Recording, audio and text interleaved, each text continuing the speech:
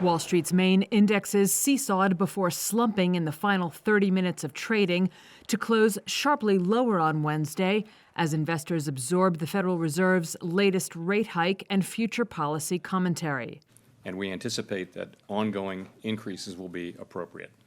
The Dow, S&P, and NASDAQ all fell roughly 1.75%, extending September's steep losses. At the end of its two-day meeting, the Fed lifted its policy rate by 75 basis points for the third time to a 3 to 3.25% range, which most investors had expected. But some may have been surprised by policymakers signaling that more large increases are to come.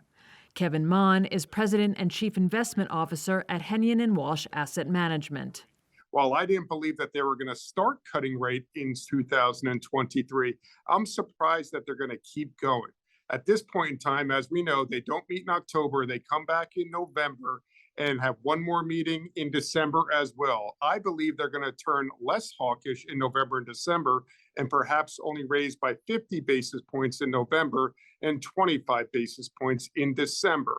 That type of less hawkish, not necessarily dovish, but less hawkish pivot should provide an upswing for stocks under the notion that the worst is now behind us. Rate cuts are not foreseen until 2024, the central bank added, dashing any outstanding investor hopes that the Fed was betting on getting inflation under control in the near term.